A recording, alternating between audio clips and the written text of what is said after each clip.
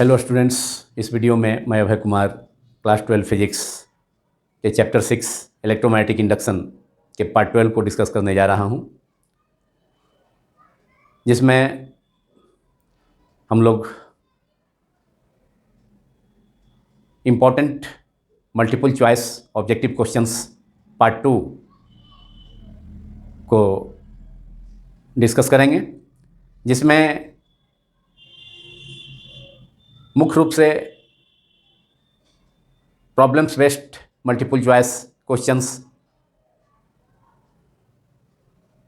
Close loop में direction of induced current से related objective questions तथा कुछ थ्योरेटिकल क्वेश्चंस भी किए जाएंगे। लास्ट पार्ट में भी, जो कि पार्ट 11 था इस चैप्टर का, उसमें भी important multiple choice questions discuss किए गए थे। वैसे मल्टीपल चॉइस क्वेश्चंस जो डिफरेंट क्लास 12 बोर्ड एग्जामिनेशंस में अक्सर पूछे जाते हैं। तो स्टार्ट किया जाए इस पार्ट को। Select the correct option in the following questions. Question number 1, in a closed circuit of resistance 10 ohm the linked flux varies with time according to relation phi is equal to 6t square minus 5t plus 1 at time t is equal to 0.25 second. The current flowing through the circuit is, 4 options are given. Option A 0.4 ampere, B 0.2 ampere, C 2.0 ampere and D 4.0 ampere. एक close circuit है, एक बंद परिपथ है, जिसमें कि जिसका resistance दिया है, जिसका प्रतिरोध दिया है 10 ohm, और उससे फ्लक्स, जो मैग्नेटिक फ्लक्स लिंक्ड है किसी टाइम टी पर मैग्नेटिक फ्लक्स उस क्लोज सर्किट से जो लिंक्ड है, वह relation phi equal to 6t square 5t plus T के द्वारा एक्सप्रेस किया गया है। तो टी इक्वल टू 0.25 सेकेंड पर उस क्लोज सर्किट से कितना करंट फ्लो करेगा, इसका वैल्यू मालूम करना है, जिसमें कि 4 ऑप्शंस दिए गए हैं, जिसका जिक्र मैंने किया। यह Faraday's second law of electromagnetic induction के फॉर्मूला पर बेस्ड है, E equal to minus d∅dt। तो इसमें रेजिस्टेंस दिया हुआ है, करंट नहीं दिया हुआ है, तो ओम्स लॉ से करंट हम मालूम कर लेंगे, I इक्वल टू v/R। तो इस प्रॉब्लम को, इस मल्टीपल चॉइस ऑब्जेक्टिव क्वेश्चन को का आंसर प्राप्त करने के लिए इसका करेक्ट ऑप्शन क्या होगा, उसके लिए इसे सॉल्व करना होगा थोड़ा। तो Faraday's second law of electromagnetic induction से E इक्वल टू होता है माइनस d∅/dt, और यहाँ फाई दिया हुआ है टाइम के फंक्शन के रूप में। यहाँ flux linked with the close circuit is given as a function of time by phi equal to by the relation phi equal to 6t square minus 5t plus 1। तो induce EMF in the circuit is minus d∅/dt। d∅/dt is the rate of change of magnetic flux linked with the coil, and phi is also given as a function of time. So we can write here E is equal to minus d/dt and E equals to 6t square minus 5t plus 1. अब यहाँ पर तीनों, मैंने यहाँ differentiation d/dt, इसमें 3 terms है phi का value में। फाई का जो वैल्यू है प्रॉब्लम में दिया हुआ है, तो तीनों टर्म पर अप्लाई करना होगा। तो 6t स्क्वायर, पहले हम माइनस को बाहर रखते हैं, 6 इंटू टी स्क्वायर, तो d/dt ऑफ 6t स्क्वायर, तो इसमें 6 तो कांस्टेंट है, और टी स्क्वायर का डिफ्रेंसिएशन हो गया तो 2t हो गया, माइनस 5, और t का differentiation d/dt of t that is 1, तो 5 इंटू 1 प्लस 1 कांस्टेंट है। तो कांस्टेंट चीज़ का तो टाइम के साथ चेंज होने का प्रश्न ही नहीं है, क्वेश्चन ही नहीं है। तो ये 1 कांस्टेंट का डिफ्रेंसिएशन 0 होता है, प्लस 1 प्लस 0, 1 का डिफ्रेंसिएशन 0। अब ये हो गया माइनस 6 इंटू 12t माइनस 5, ई का वैल्यू आ गया माइनस 12t माइनस 5। अब इस प्रश्न में पूछा गया है t इक्वल टू 0.25 सेकेंड पर करंट क्या होगा। तो पहले हम इंड्यूस EMF मालूम कर लें, और उसके बाद ओम्स लॉ का यूज करके I equal to E/R, I equal to v/R। तो यहाँ पर भी पोटेंशियल डिफरेंस की जगह इंड्यूस्ड EMF है। तो t इक्वल टू 0.25 सेकेंड पर कितना इंड्यूस्ड EMF होगा, यह मालूम कर लेते हैं। तो इसको मालूम करेंगे हम, तो उसके लिए यहाँ पर वैल्यू पुट करना होगा। ये इक्वेशन 1 हो गया, इसके लिए इंड्यूस EMF का वैल्यू ऑब्टेन हुआ। तो इसमें t इक्वल टू 0.25 ये सेकेंड रखा जाए, तो ये हो जाएगा माइनस 12 मल्टीप्लाइड बाई 0.25, क्योंकि 0.25 सेकेंड पर ही करंट क्लोज सर्किट में करंट मालूम करना है। तो पहले हम इंड्यूस EMF 0.25 सेकेंड पर ऑब्टेन कर लें। -5 5 that is putting putting t is equal to 0.25 second in equation 1 we have 12 into 0.25 इसे मल्टीप्लाई करेंगे 12 into 0.25 तो ये हो जाएगा 25 into 12 इज इक्वल टू 300 लेकिन 2 प्लेस पर डिसिमल है इसलिए कितना हो जाएगा 3 हो जाएगा दैट इज 300 होगा 25 into 12 लेकिन 2 प्लेस पर डिसिमल है तो 3.00 तो माइनस बाहर में है 3 ये 3 माइनस 3.00 तो दैट इज 3 -5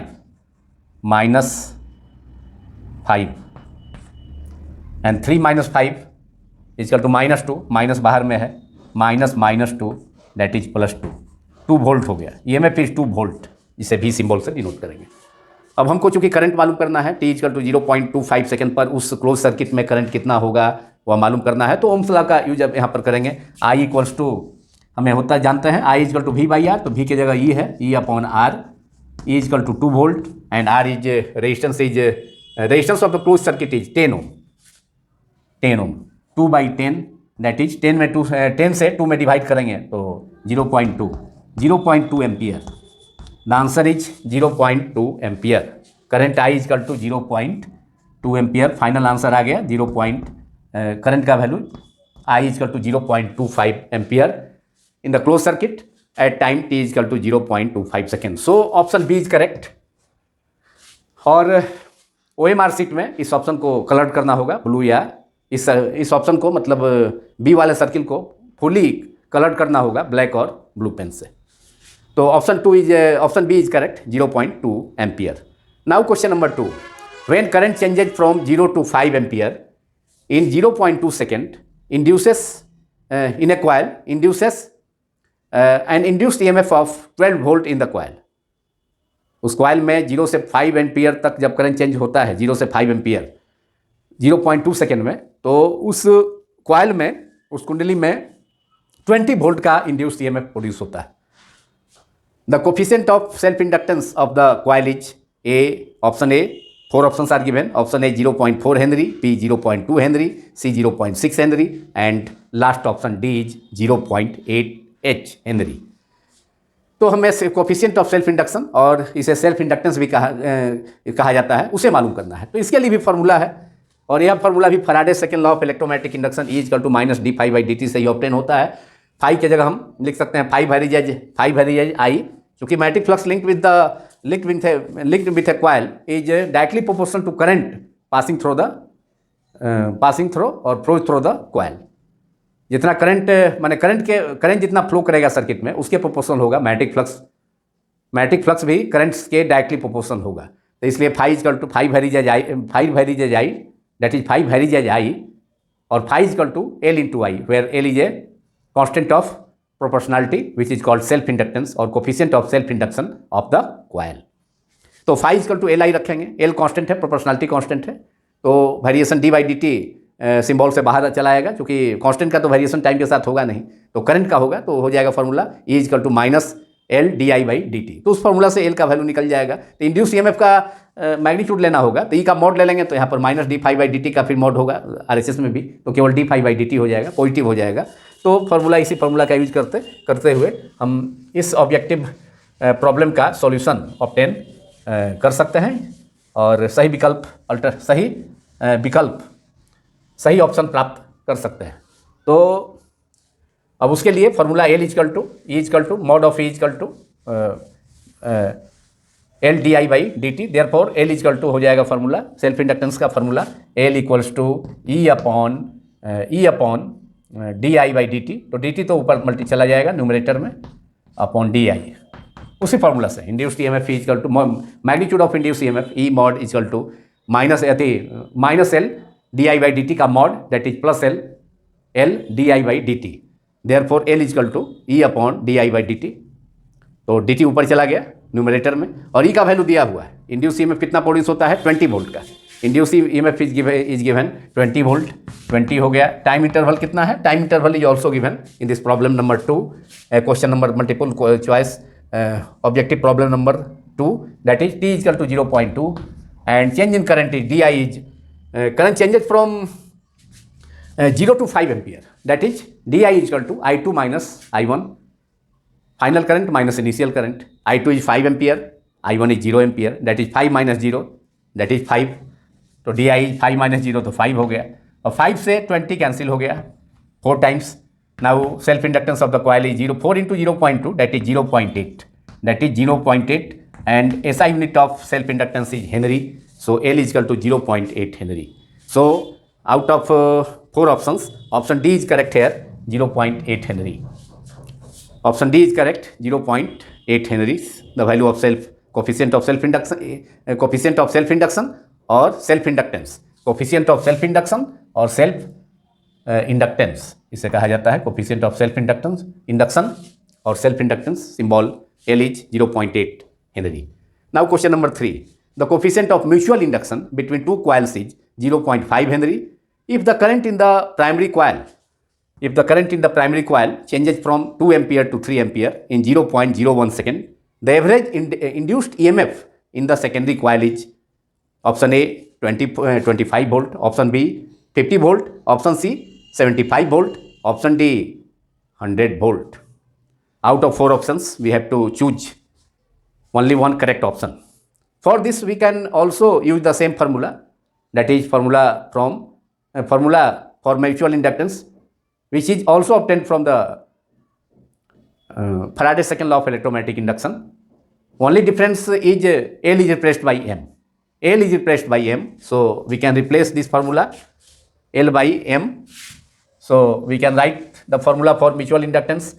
म्यूचुअल इंडक्टेंस दो कॉइल के बीच में होता है, दो कॉइल के, एक कॉइल से होकर करंट में चेंज होगा जिसे प्राइमरी कॉइल कहा जाता है, तो नियर बाई कॉइल में जिसे सेकेंडरी कॉइल कहा जाता है, जो कि प्राइमरी कॉइल के नज़दीक होगा, उसमें इंड्यूस्ड ईएमएफ प्रोड्यूस होता है और इंड्यूस्ड ईएमएफ के कारण इंड्यूस्ड करंट प्रोड्यूस होगा. क्योंकि इंड्यूस्ड ईएमएफ पोटेंशियल डिफरेंस है, अब पोटेंशियल डिफरेंस होगा तो ओम्स लॉ से I वेरी एच भी, पोटेंशियल डिफरेंस सेटअप होगा तो करंट प्रोड्यूस होगा.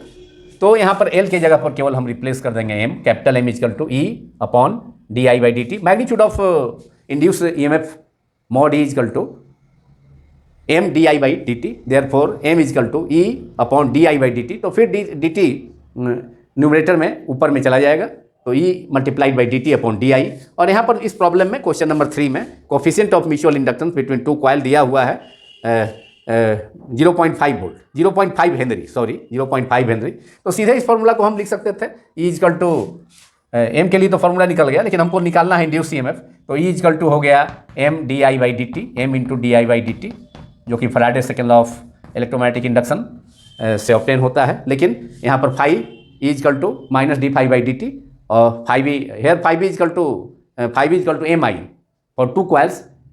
Mutual inductance M is used in place of capital L.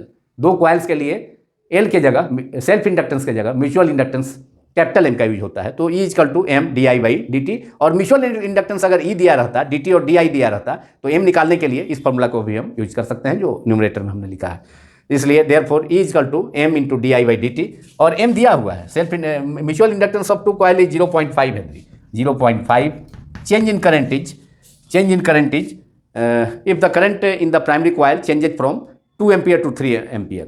Mutual induction की घटना में, म्यूचुअल इंडक्शन के फेनोमेनन में प्राइमरी कॉइल से होकर करंट में चेंज होता है, लेकिन इंड्यूस ईएमएफ और इंड्यूस करंट प्रोड्यूस होता है नियर बाई कॉइल में, बगल का कॉइल में, जिसे सेकेंडरी कॉइल कहा जाता है. तो M equal to 0.5 and current changes from 2 ampere to 3 ampere. तो D I equal to change in current equal to I2 final current minus initial current, I2 minus I1, that is 3 minus 2 D I हो गया, और D T हो गया कितना, D T भी दिया है, टाइम इंटरवल इज गिवन.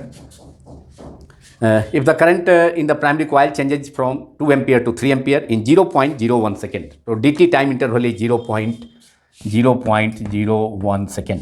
यह हो गया 0.5, 3 माइनस 2 दैट इज 1, एंड 0.01 दो प्लेस पर डिसिमल है, तो 100 से ऊपर में मल्टीप्लाई हो जाएगा, तो 100 अपॉन 1. अब यहाँ पर 0.5 में एक प्लेस पर डिसिमल है, और यह डिसिमल एक 0 से कैंसिल हो जाएगा, मतलब 0.5 को 5/10 लिखा जा सकता है, नहीं तो इसके डिसिमल को सीधे इसके 0 से न्यूट्रलाइज कर दीजिए, दैट इज 10 इंटू, यहाँ पर 5 बचेगा, that is 5 into 10, that is 50. EMF है, EMF is potential difference, unit is volt, answer is 50 volt. Induced EMF in the coil is 50 volt.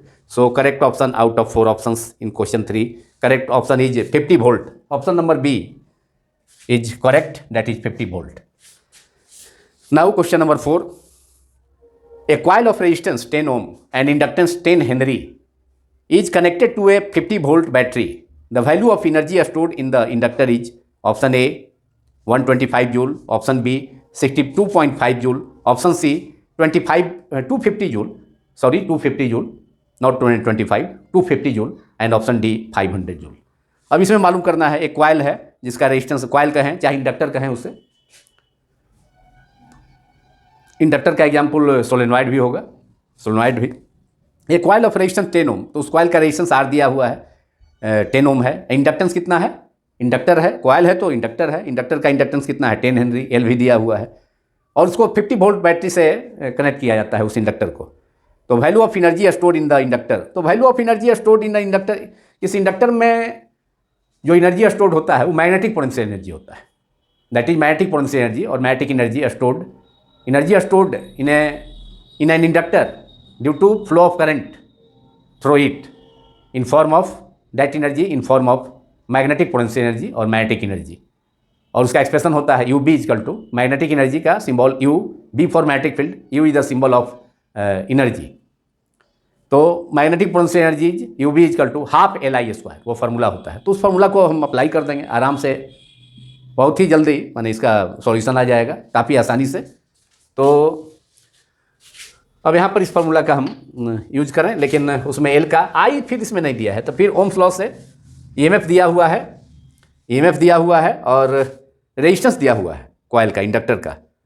तो ईएमएफ का मतलब potential difference supply voltage, supply voltage जो है 50 volt है, battery है तो उसका सप्लाई वोल्टेज भी उसका दिया हुआ है 50 वोल्ट है। तो ईएमएफ भी दिया हुआ है, मतलब पोटेंशियल डिफरेंस दिया है 50 वोल्ट। तो अब यहाँ पर फॉर्मूला हम यूज करें U B, magnetic potential energy कितना स्टोर्ड होगा इंडक्टर में, हाफ एल आई स्क्वायर, और I is not given, so 1/2 L into, और यहाँ पर V बाई आर या E बाई आर, EMF है कितना उसका 50 वोल्ट है बैटरी सप्लाई वोल्टेज, तो I equal to V by R और E by R, V by R का स्क्वायर हो जाएगा। Magnetic potential energy stored in the inductor is half L I square. Coil से होकर जब करंट फ्लो करता है, जब कॉइल को किसी सप्लाई वोल्टेज से जोड़ा जाता है, तो वैसे जब उसे इंडक्टर से करंट इंक्रीज करता है, उस सिचुएशन में जब कनेक्ट जैसे ही कनेक्ट करेंगे तो उससे करंट फ्लो करेगा, तो करंट इंक्रीज करेगा, तो उसके कारण उसके कारण उस कॉइल में एनर्जी स्टोर्ड होता है क्योंकि जो कि वर्क डन के बराबर होता है। वर्क डन इलेक्ट्रिक करंट को, माने इलेक्ट्रिक करंट को फ्लो करने में इंडक्टर से फ्लो करने में वर्क डन करना पड़ता है, क्योंकि वहाँ पर उसका इंडक्टिव रिएक्टेंस एक्ट करता है, और वह work done magnetic potential energy के रूप में स्टोर्ड होता है, जो कि U B equal to half L I square, and I is not given, so 1/2 L into V by R और ई बाई आर, तो I equal to V by R Ohm's law से, and this is equal to 1/2, inductance L is given, coil का resistance दिया हुआ है, sorry resistance 10 ओम है और inductance कितना है, दोनों दिया हुआ है, इंडक्टेंस 10 है और रेजिस्टेंस का भी यूज है यहाँ वी बाई आर करंट मालूम करने के लिए, और इंडक्टेंस कितना है 10 हेनरी, तो एल की जगह 10 दे देंगे, और वी की जगह सप्लाई वोल्टेज भी कितना है, सप्लाई वोल्टेज 50 है, 50 वोल्ट अपॉन रेजिस्टेंस कितना है, resistance of the coil is 10 ohm, 10 square, 0 से 0 कैंसिल हो गया न्यूमरेटर डिनोमिनेटर में, 50/10 का। अब यहाँ पर 2 से 10 भी कैंसिल हो जाएगा, 5, that is 5 multiplied by 5 square, इस टर्म में ब्रैकेटेड टर्म में 5 स्क्वायर बचा, तो 5 into 5 square that is 25, 5 into 25 कितना हो गया 125 volt. So magnetic potential energy stored in the inductor is 125 volt, which is the answer of this problem, that is correct but out of 4 options, option number A, that is option A, that is 125 joule, U V is equal to magnetic potential energy stored in the inductor is 125 joule. Option A is correct.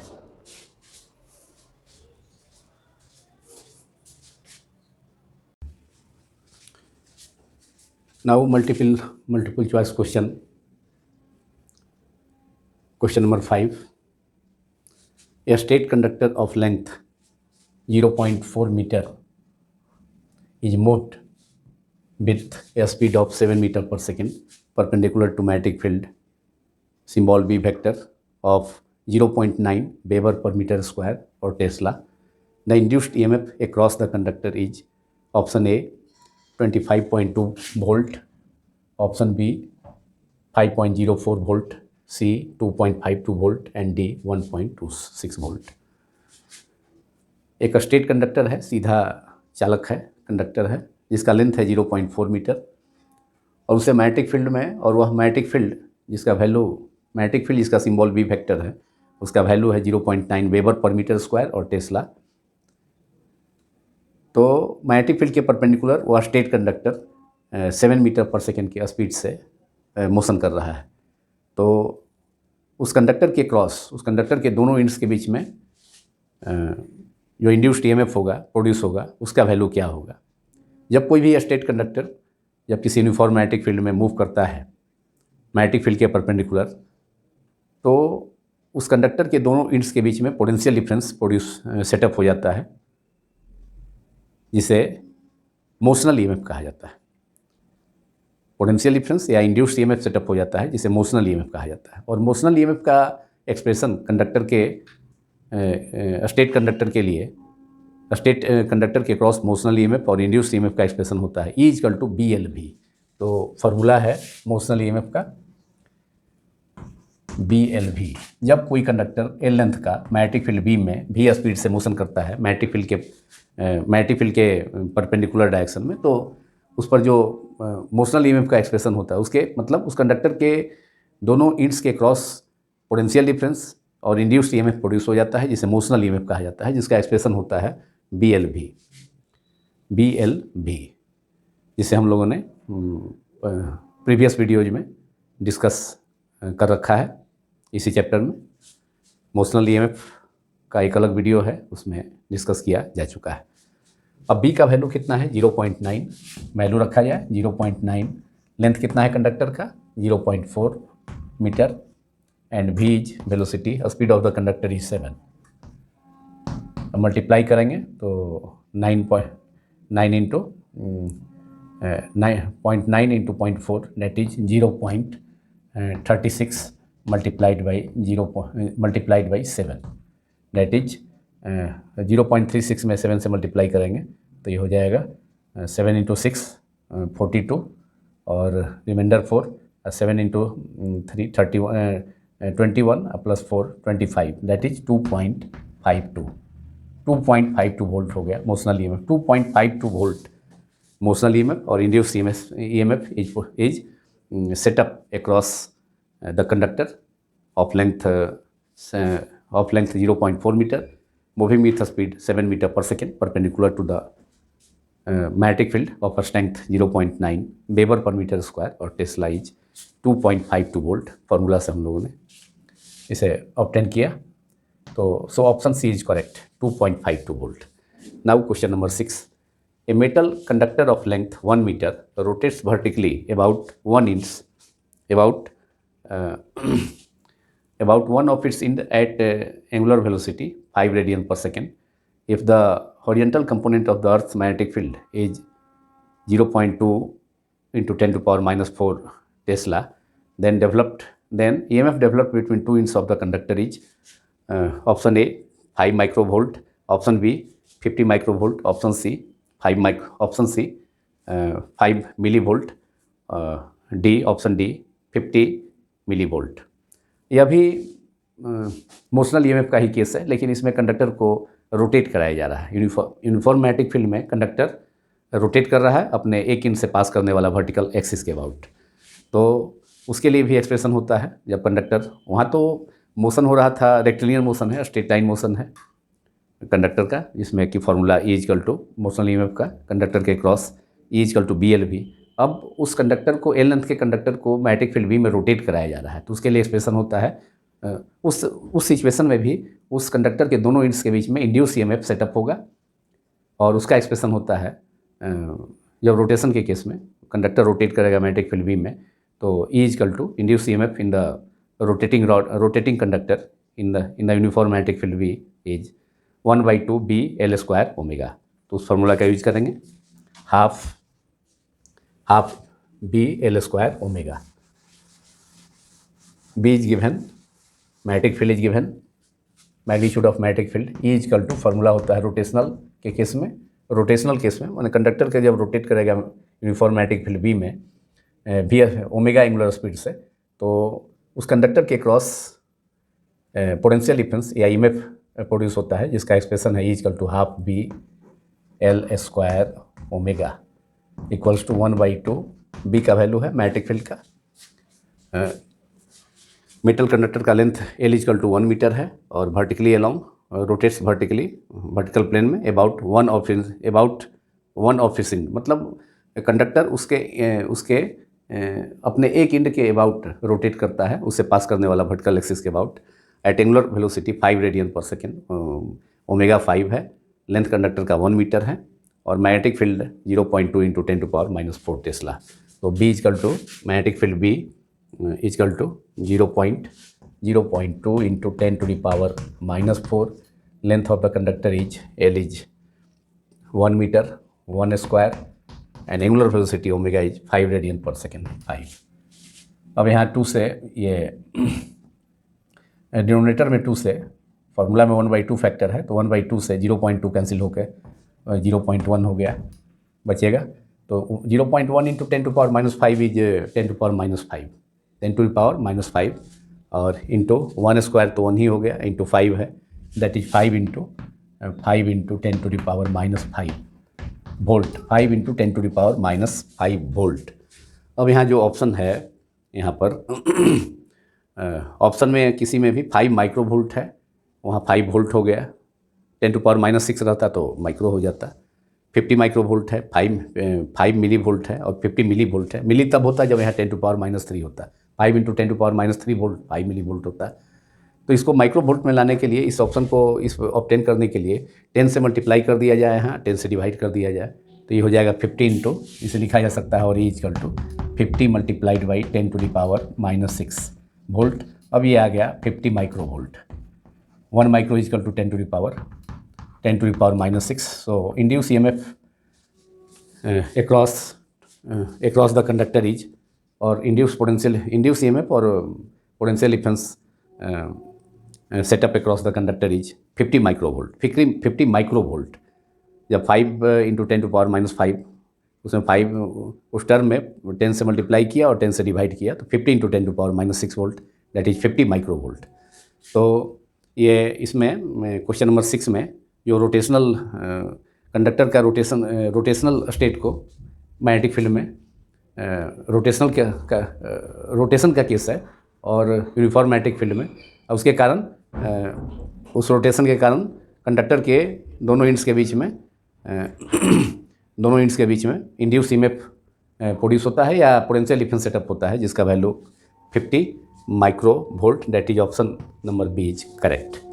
Now question number 7, another problem, multiple choice question, but it is a problem, objective problem, multiple choice. A jet plane of wing span 20 meter is traveling towards west at a speed of 400 meter per second.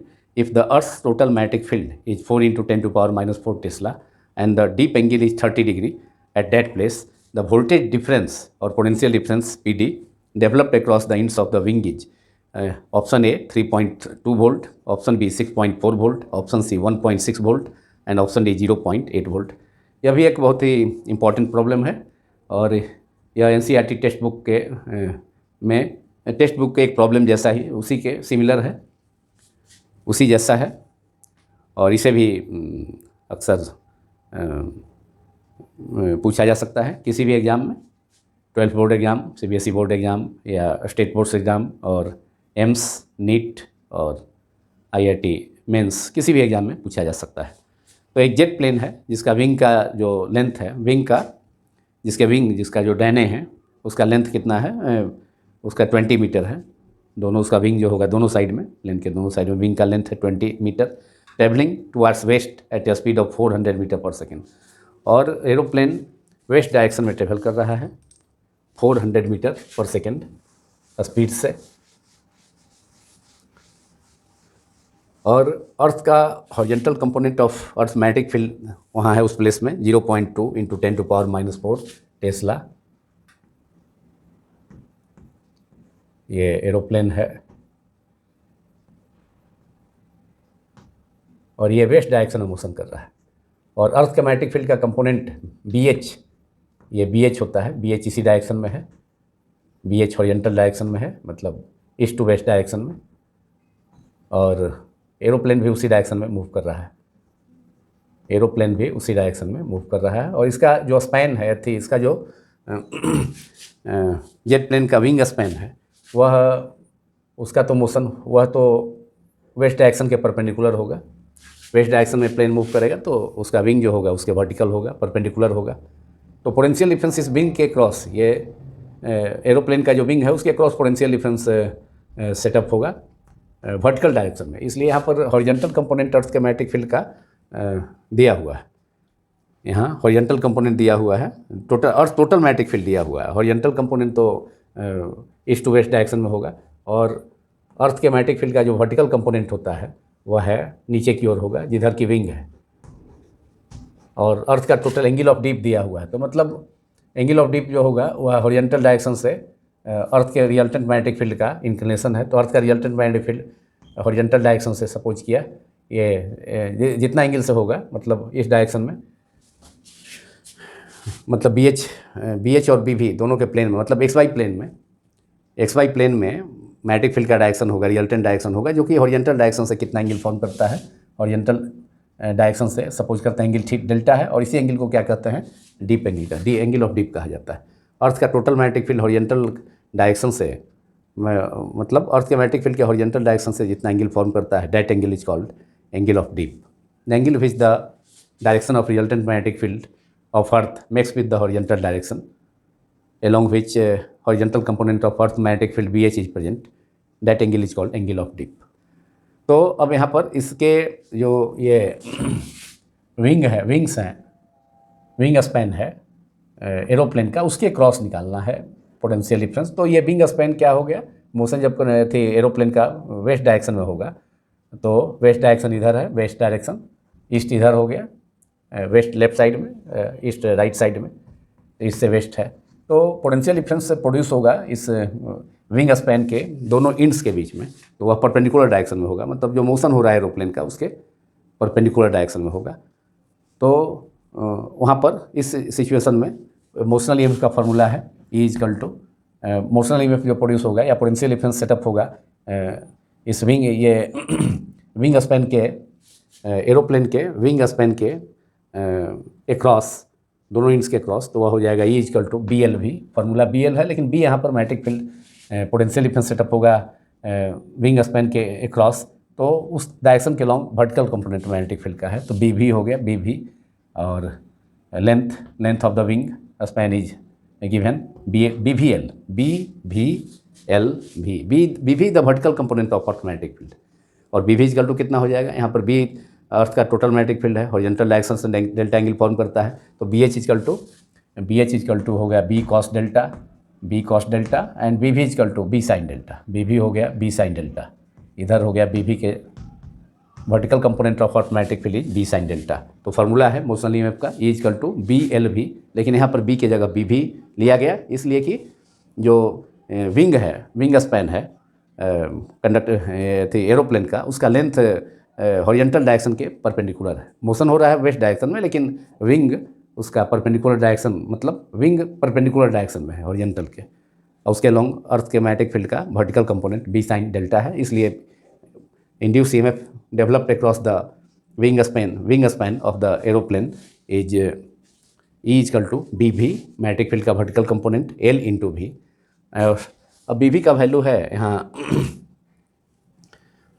अब यहाँ BV का value है B sin component लेने पर, resolve करने पर। अब यहाँ अर्थ के टोटल मैग्नेटिक फील्ड B को रिजॉल्व कर दिया गया दो कंपोनेंट में, हॉरिजॉन्टल कंपोनेंट के long, horizontal component horizontal direction में हॉरिजॉन्टल कंपोनेंट B का BH B cos डेल्टा, और वर्टिकल डायरेक्शन में जिधर विंग स्पैन है, जिधर जिसके लॉन्ग विंग स्पैन है उसके लॉन्ग मैग्नेटिक फील्ड का vertical component B sin delta. तो BV equal to B sin delta into L into V।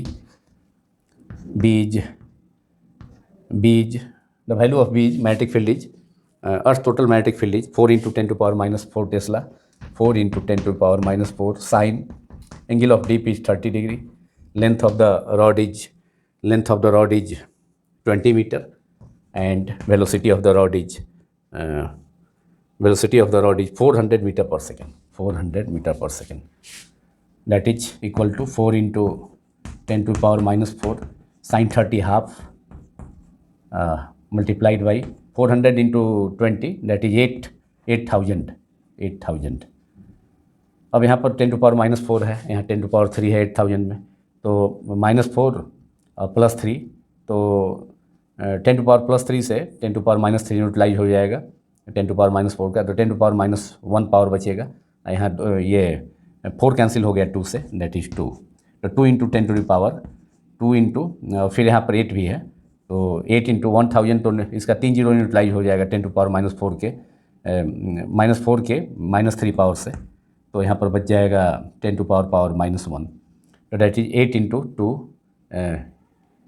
2 equal to 16 into 10 to power minus 1, 16 into 10 to the power minus 1, that is 1.6, 16 into 10 to the power minus 1, that is 16/10, तो 1 place पर dismal हो जाएगा, तो 1.6 volt. Answer is 1.6 volt. Answer is 1.6 volt. So correct option is in question 7, correct option is C, 1.6 volt, 1.6 volt, C option सही है, 1.6 volt. Aeroplane के wings के across, aeroplane का जो डायना है विंग्स है उसके क्रॉस पोटेंशियल डिफरेंस सेटअप होगा 1.6 वोल्ट का, जो कि इंड्यूस्ड ईएमएफ होगा।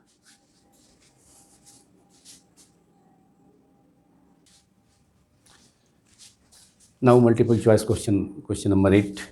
The current flows from A to B in the A to B through a straight wire as shown in figure given below in figure 1. That is, the direction of induced current in the loop is a closed loop is placed, a circular loop is placed above the current carrying a state conductor. एक circular loop को current carrying conductor state wire या state wire के ऊपर रखा गया है एक circular loop को। तो predict the direction of induced current in the loop is option A clockwise, option B anti clockwise, option C a straight line, and option D none of these. तो यहाँ पर एक स्टेट करंट कैरिंग वायर है, conductor है, इसके just ऊपर एक circular loop, एक सर्कुलर लूप, क्लोज लूप को रखा गया है, और इसमें करंट ए से बी डायरेक्शन की ओर एलोंग फ्लो कर रहा है। तो इस सिचुएशन में इस स्टेट हॉरिजॉन्टल वायर के जस्ट एबव ठीक ऊपर रखे गए सर्कुलर लूप में इंड्यूस करंट का डायरेक्शन क्या होगा, इसको प्रिडिक्ट करना है। और इस ढंग का क्वेश्चन भी पूछा जाता है डायग्राम के साथ सीबीएसई 12 बोर्ड एग्जामिनेशन में, या स्टेट बोर्ड्स एग्जामिनेशंस में, या नीट और आईआईटी मेंस एग्ज़ाम में।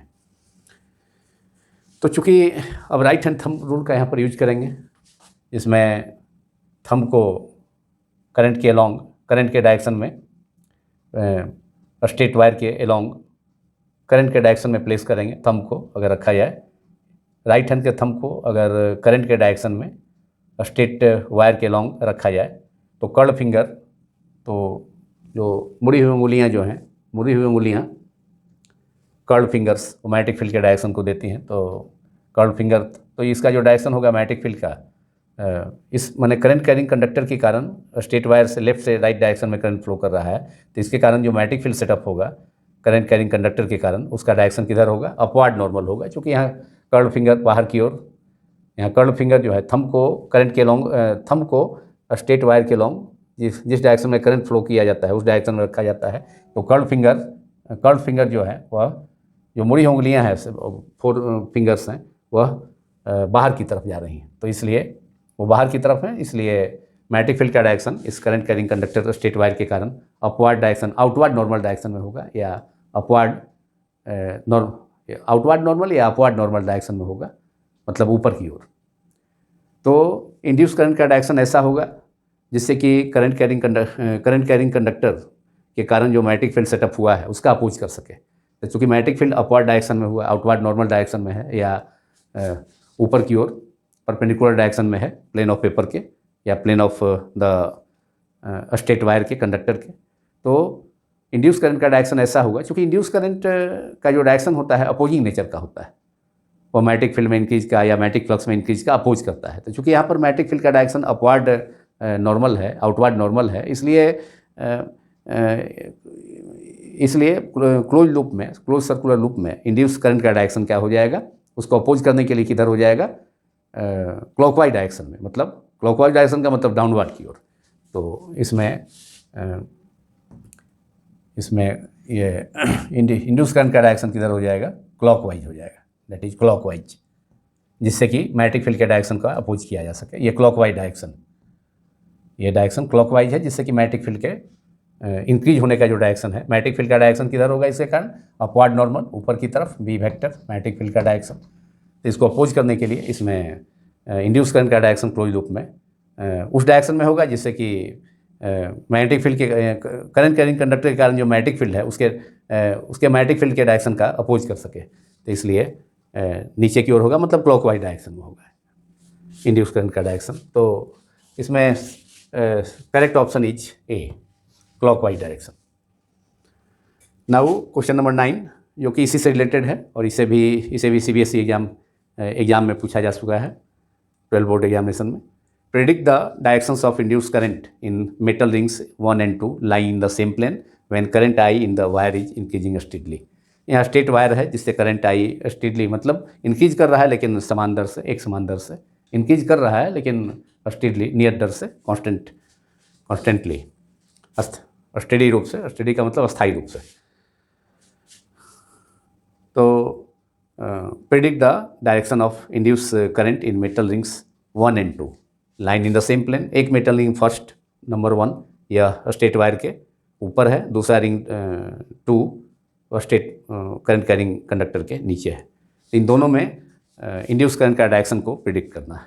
अब यहाँ पर भी राइट हैंड थंब रूल का यूज करेंगे। अंतर दोनों एबव प्रॉब्लम, और इसमें अंतर यह है कि इसमें 2 रिंग है, दो रिंग है, यहाँ केवल एक रिंग था, यहाँ 2 रिंग है। एक हॉरिजॉन्टल करंट कैरिंग वायर के जिससे करंट आई इंक्रीज कर रहा है स्टीडली, और दूसरा लूप इसके नीचे है। और एबव प्रॉब्लम में केवल, एबव क्वेश्चन में केवल एक लूप था state current carrying straight wire के जस्ट ऊपर। अब यहाँ पर राइट हैंड थंब रूल का यूज करते हैं कंडक्टर ए के लिए, माने रिंग ए के 1 के लिए। तो थंब को रखेंगे करंट के डायरेक्शन में स्टेट वायर के लॉन्ग, तो कर्ल फिंगर फिर अपवर्ड बाहर की तरफ।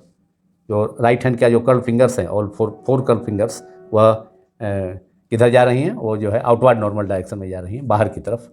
तो इसलिए मैग्नेटिक फील्ड का डायरेक्शन यहाँ क्या हो गया है, यहाँ करंट आई के कारण, स्टेट वायर में करंट आई के कारण, और करंट इंक्रीज कर रहा है लेकिन स्टीडली, तो मैग्नेटिक फील्ड का डायरेक्शन किधर हो जाएगा, अब आउटवर्ड नॉर्मल, ऊपर की तरफ। रिंग 1 में मैग्नेटिक फील्ड का डायरेक्शन B1, इसे B1 सपोज किया जाए, ऊपर की ओर हो जाएगा। अब फिर यहाँ पर रिंग 2 में जो मैग्नेटिक फील्ड का डायरेक्शन होगा वह उसे B2 मान लिया जाए, या B ही, तो यहाँ पर सेकेंड रिंग के कारण, फर्स्ट रिंग के कारण यहाँ B1 मान लिए, और सेकेंड रिंग के कारण जो मैग्नेटिक फील्ड का डायरेक्शन होगा, फिर right hand thumb rule use करते हैं। अब देखिए राइट हैंड थंब को, राइट हैंड के थंब को करंट के डायरेक्शन में कंडक्टर के वायर के लॉन्ग रखा गया, स्टेट वायर के लॉन्ग। तो कर्ल फिंगर, अब कर्ल फिंगर किधर जा रही है, नीचे की ओर, अंदर की ओर है। यहाँ तो कर्ल फिंगर्स क्या है, बाहर की तरफ है, आउटवर्ड है। यहाँ पर क्या है, डाउनवर्ड है, अंदर की तरफ है। तो यहाँ पर मैग्नेटिक फील्ड का डायरेक्शन B2 इस स्टेट कैरिंग कंडक्टर के कारण क्या हो जाएगा, डाउनवर्ड डायरेक्शन में हो जाएगा, नीचे की ओर हो जाएगा।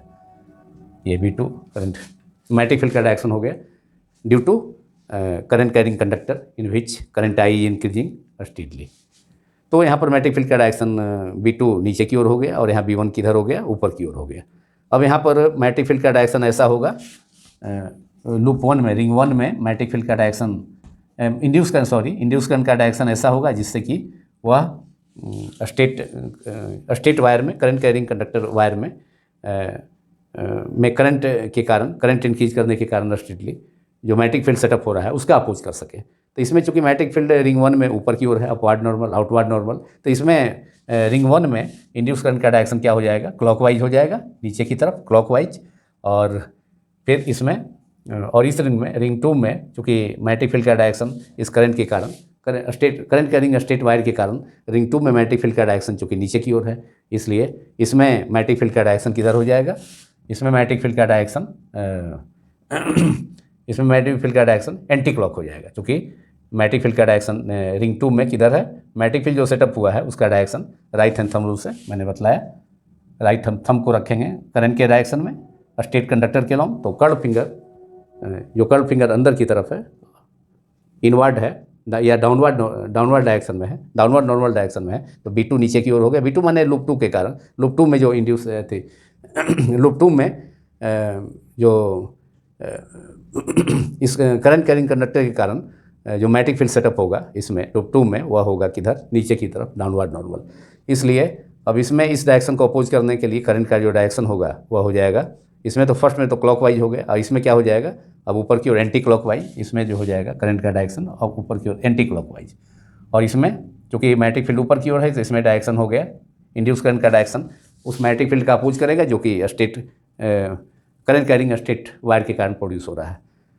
तो रिंग 1 में माने करंट कैरिंग कंडक्टर के कारण रिंग 1 में मैग्नेटिक फील्ड जो सेटअप होगा तो उसका जो डायरेक्शन होगा, मतलब करंट कैरिंग कंडक्टर के कारण ऊपर, मतलब ऊपर वाले रिंग के लिए मैग्नेटिक फील्ड का डायरेक्शन किधर होगा, outward normal to the plane, ऊपर की तरफ, और नीचे वाले रिंग के लिए इसमें मतलब नीचे, मतलब इस कंडक्टर के नीचे जो मैग्नेटिक फील्ड होगा वह downward normal to the plane of paper. इससे इंड्यूस करंट का डायरेक्शन इन दोनों मैग्नेटिक फील्ड में इंक्रीज का, दोनों मैग्नेटिक फील्ड मतलब करंट कैरिंग स्टेट वायर के कारण जो मैग्नेटिक फील्ड में इंक्रीज हो रहा है उसका अपोज करेगा। तो इसमें फर्स्ट रिंग में करंट का इंड्यूस करंट का डायरेक्शन हो जाएगा क्लॉकवाइज, और सेकेंड रिंग में anti clockwise.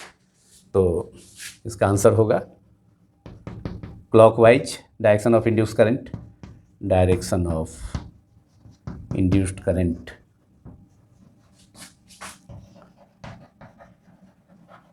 Clockwise in loop A, clockwise in ring 1, in metal ring 1, and anti-clockwise in ring 2. This is the answer of this question. Very interesting question. Now question number 10, which is the last question, multiple choice question of this video as well. Question number 10, when a magnet is moved towards a suspended wire loop as shown in figure 3, here figure 3 is here,